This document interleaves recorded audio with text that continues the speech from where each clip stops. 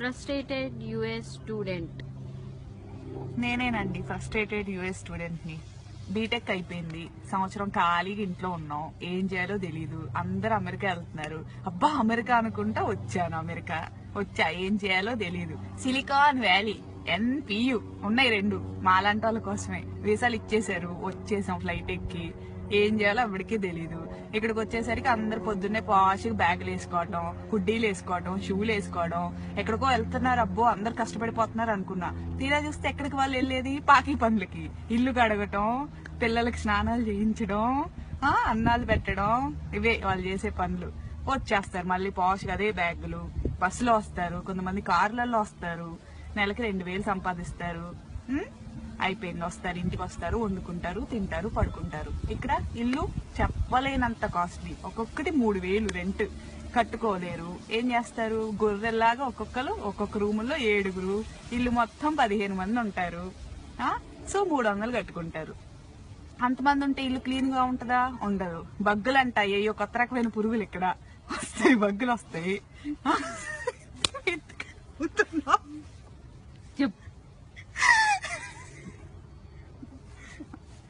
బగ్గులు అంట, ఏయో ఎంత పురుగులు అవి కొడతాయి.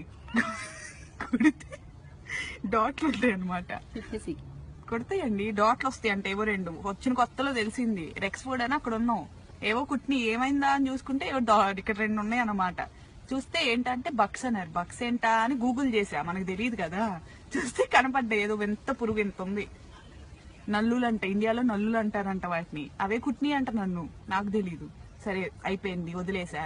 తెల్లారేసరికి ఒళ్ళు మొత్తం కుట్టిపెట్టిని, అయిపోయింది, రక్తం పీల్చేసినాయి. ట్రీట్మెంట్ అంటారు. తర్వాత బగ్గులు వస్తే ఊరుకుంటారా వీళ్ళు? ఊరుకోరు. ఏదో ఇన్స్పెక్షన్లు అంటారు, ఇక్కడ ఇన్స్పెక్షన్లు అంట వస్తారు. వాళ్ళ ఇన్స్పెక్షన్ అంటే ఎంతమంది ఉండాలి ఇంట్లో? లీజ్ సైన్ చేసిన వాళ్ళు ఉండాలి. అంటే ఎవరు? ఇంటి ఓనర్లు. ఉండేది 15 మంది. అందరు బయటికి రావాలి, ఎక్కడ వస్తారో తెలియదు, హోమ్లెస్ లాగా. ఇప్పుడు నేను కూర్చున్నా చూడండి, ఇదిగోండి, మాకు ఇన్స్పెక్షన్ ఉంది ఇంట్లో. ఎట్టదొచ్చా, ఇక్కడ ఉన్నా నేను.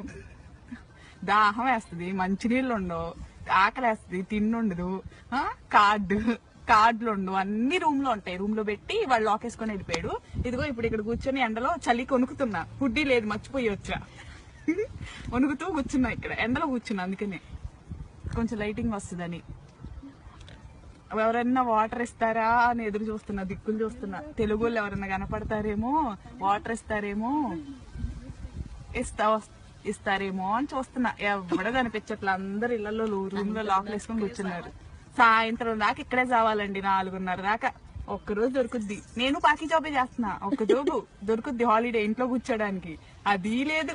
ఇదిగో ఇక్కడే దిక్కుమాలిన స్థితి. ఇక్కడ తెచ్చా నేను, చూడండి, ఇలాంటి స్థితిలో ఉన్నా నేను. ఎవరు వద్దండి, అమెరికా వద్దు, ఏమొద్దు, ఇండియాలో ఉండండి, హాయిగా బతకండి ఇండియాలో. ఇదే నా కంక్లూజన్. సెలవు.